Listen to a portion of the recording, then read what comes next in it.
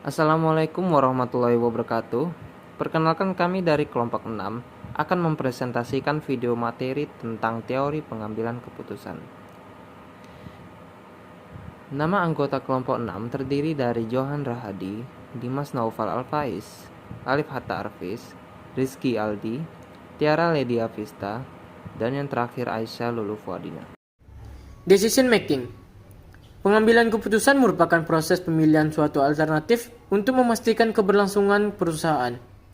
Dalam proses tersebut, perusahaan harus mempertimbangkan faktor internal dan eksternal yang mempengaruhi pengambilan keputusan. Pendapat para ahli tentang pengambilan keputusan. Yang pertama, Schermerhorn. Pengambilan keputusan menurut Schermerhorn adalah kebijakan seseorang yang menghadapi permasalahan dan berusaha mengambil peluang dari masalah tersebut. Yang kedua adalah Eisenhower. Menurut Eisenhower, dalam Nuremberg tahun 2010, pengambilan keputusan adalah proses membuat pilihan dari sejumlah alternatif untuk mencapai hasil yang diinginkan. Dan yang terakhir adalah James A. F. Stoner.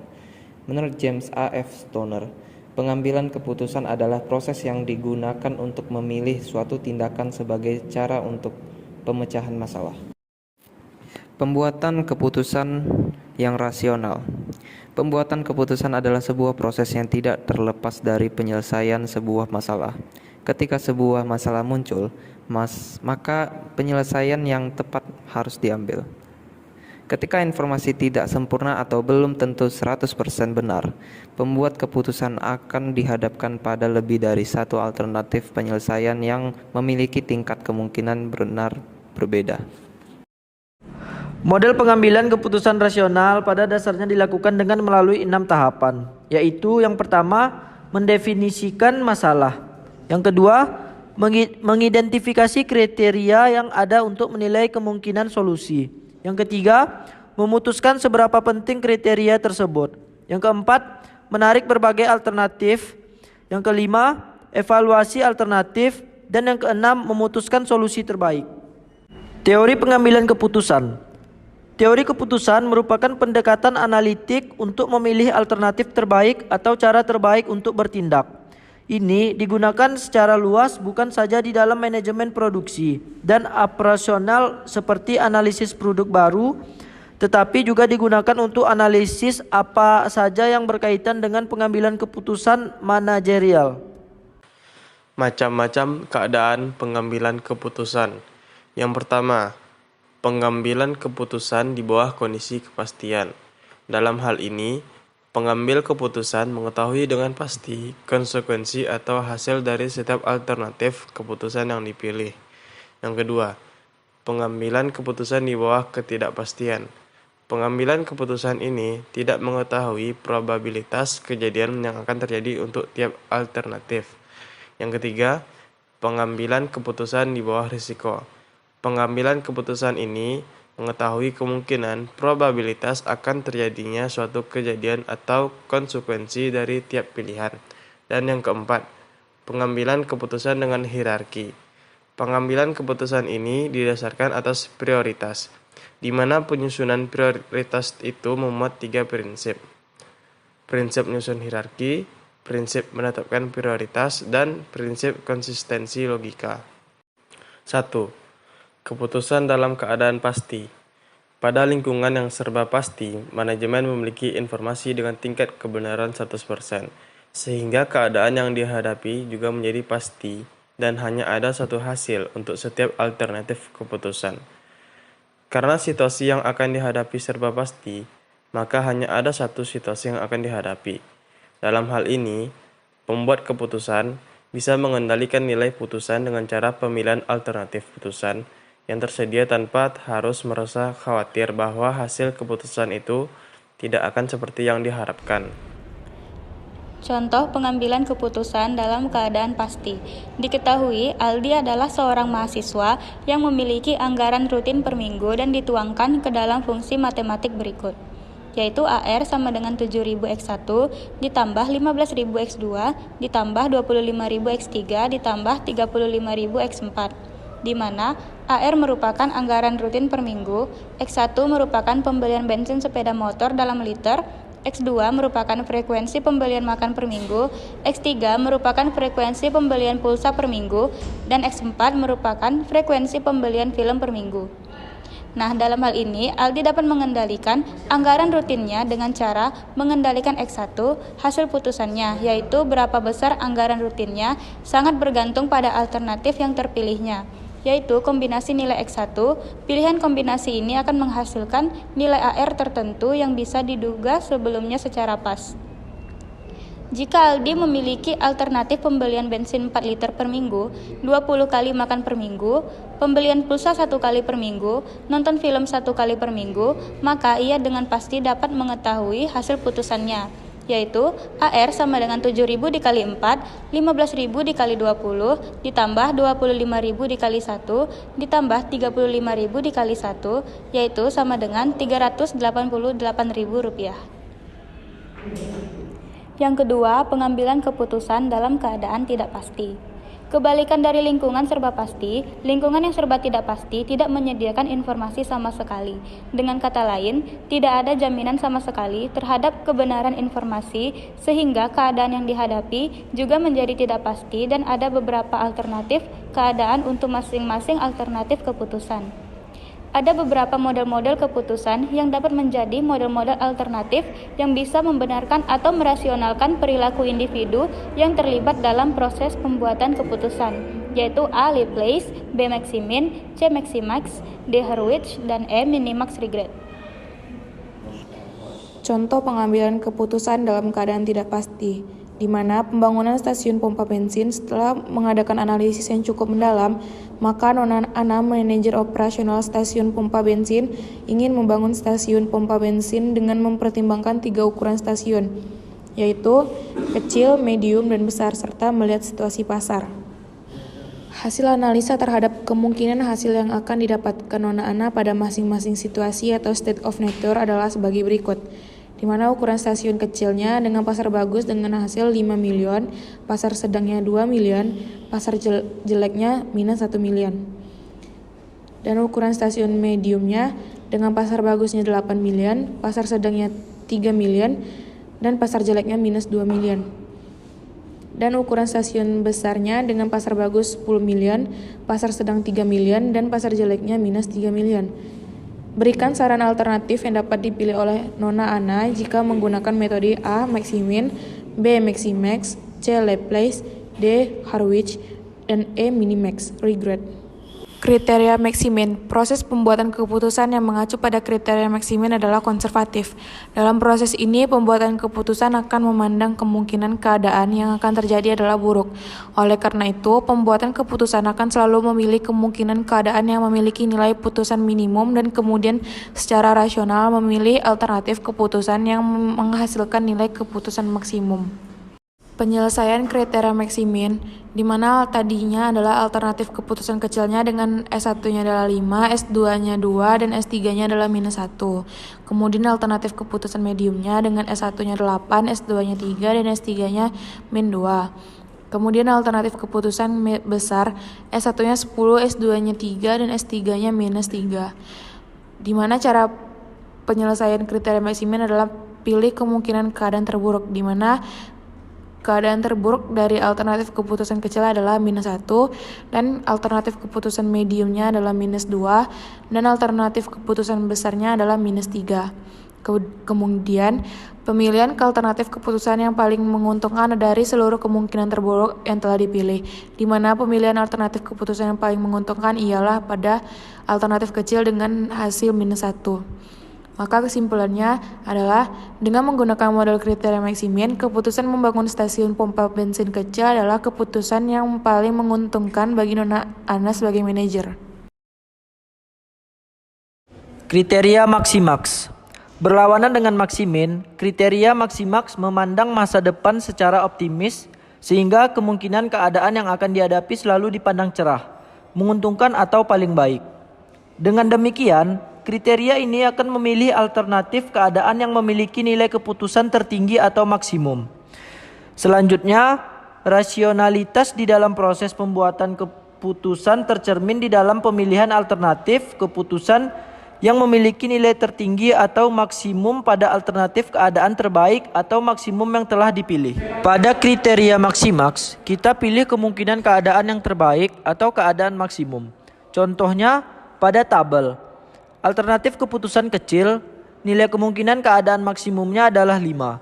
Pada alternatif keputusan medium, nilai keadaan maksimumnya adalah 8. Dan pada alternatif keputusan besar, nilai keadaan maksimumnya adalah 10.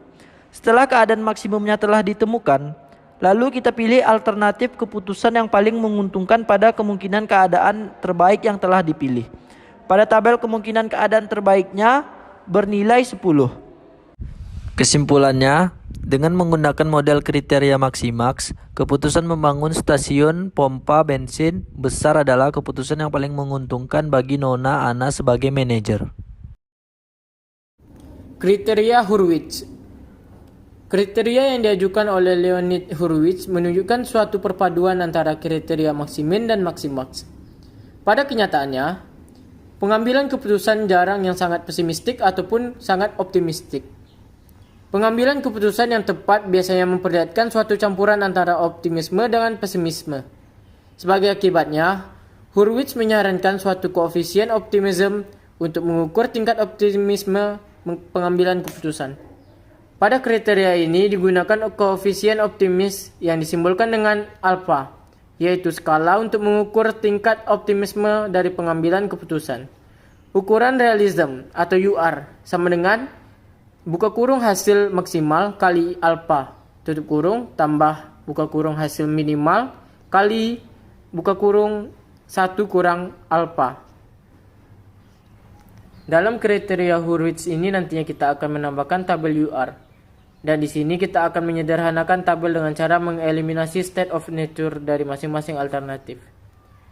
Di sini kita hanya akan menggunakan kondisi yang paling optimis dan yang paling pesimis. Yang tengah-tengah tidak kita gunakan. Contoh alternatif pertama, di situ yang paling besar angkanya adalah 5. Lalu kita kalikan dengan tingkat optimismenya sebesar 0,6 atau 60%. Dan akan didapatkan hasil sebesar 3,0.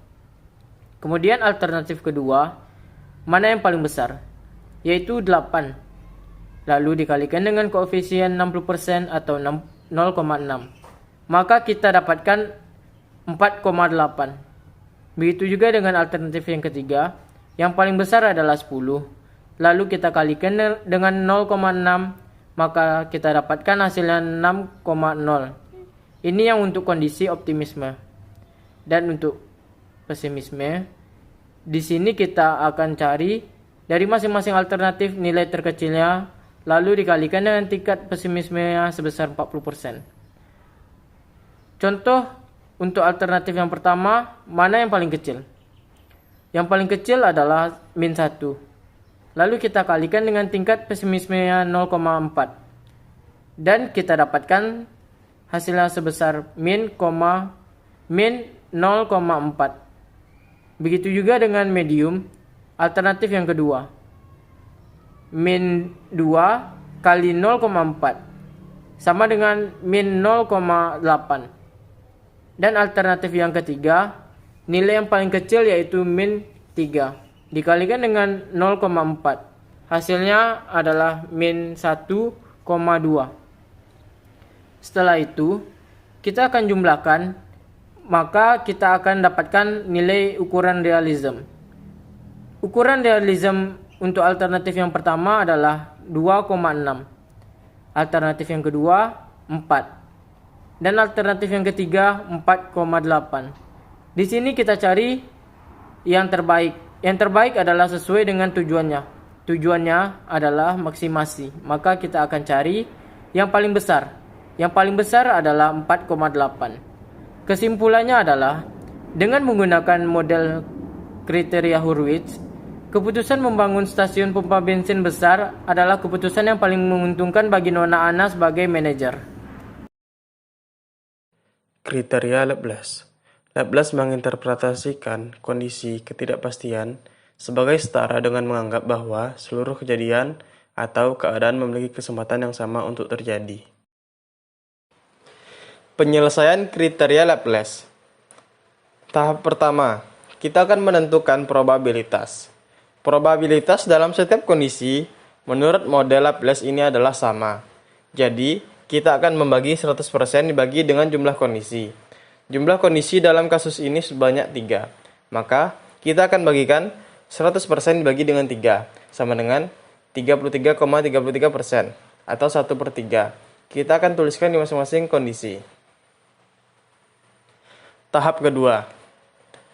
Di tahap kedua ini, kita akan tentukan expected value dengan cara mengkalikan probabilitas masing-masing kondisi dengan nilai keputusan yang ada di masing-masing alternatif. Kita contohkan. Untuk yang alternatif 1, yaitu adalah alternatif keputusan kecil. Maka, kita akan dapatkan expected value-nya sebesar 5. Nilai keputusan di kondisi 1 dikali dengan probabilitas di kondisi 1 yaitu 1/3. Jadi caranya adalah 5 kali 1/3 ditambah 2 kali 1/3 ditambah min 1 dikali 1/3 hasilnya 1,98. Ini adalah hasil dari alternatif 1. Teman-teman lakukan dengan hal yang sama untuk mendapat expected value alternatif 2 dan 3. Expected value alternatif 2 akan mendapatkan hasil 2,97. Expected value alternatif 3 akan mendapatkan hasil 3,3. Di tahap 3, kita akan memilih alternatif terbaik. Karena ini tujuannya adalah maksimimasi, maka kita akan cari expected value yang tertinggi. Di sini yang paling tinggi adalah keputusan ketiga atau alternatif yang ketiga, yang bernilai expected value-nya adalah 3,3. Selanjutnya, kriteria maximax regret. Penyesalan apabila datangnya terlambat sering tidak berguna. Kriteria Savage mengetengahkan sebuah pendekatan yang menggunakan konsep opportunity loss atau nilai kesempatan yang hilang akibat memilih satu keputusan sebagai gambaran nilai penyesalan yang akan ditanggung oleh pembuat keputusan. Selanjutnya, penyesalan seorang pembuat keputusan menjadi ukuran kegagalan untuk membuat keputusan terbaik. Tentunya, para pembuat keputusan tentunya akan menghendaki agar kerugian atau biaya kesempatan yang hilang adalah seminimum mungkin. Oke, pada kasus di minimax regret, kita akan menyelesaikannya dengan tabel penyelesaian yang kita namakan sebagai opportunity loss table. Nah, yang pertama, kita akan coba untuk kondisi pertama yaitu S1. Di situ terdapat angka 5, 8, dan 10. Kira-kira mana yang paling besar? Yang paling besar adalah angka 10. Nah, kemudian kita akan cari selisih dari angka 10 tadi dikurangi dengan angka masing-masing nilai keputusan ini. Nah, untuk yang pertama yaitu 10 dikurang 5 sama dengan 5. Untuk alternatif kedua, 10 dikurang 8 sama dengan 2. Dan untuk alternatif yang ketiga, 10 dikurang 10 sama dengan 0. Nah, ini adalah tabel penyesalan untuk kondisi 1.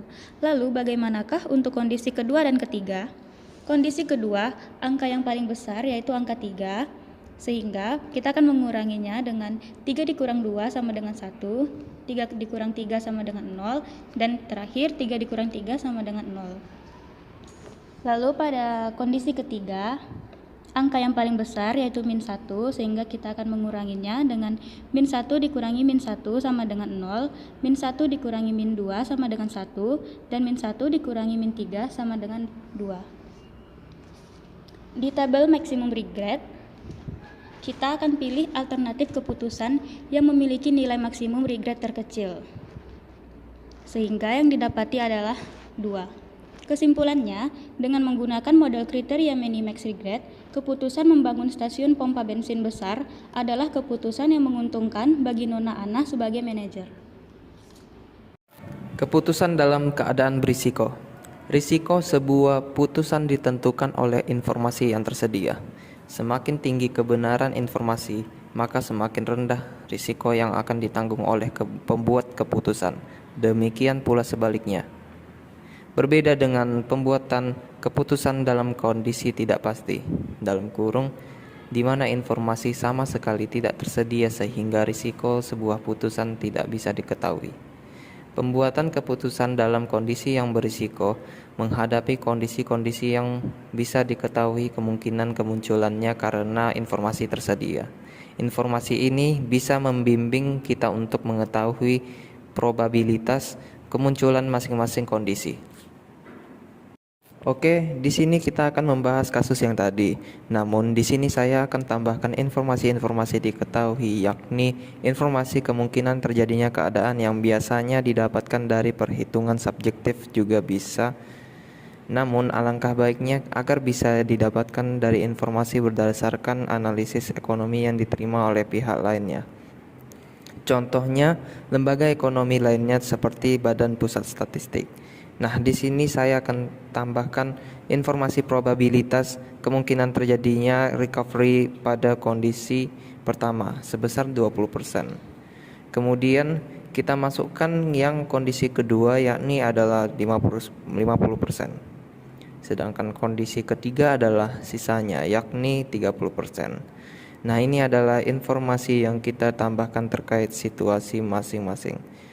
Tahap kedua, kita akan melakukan expected value di masing-masing alternatifnya. Caranya hampir sama dengan Laplace.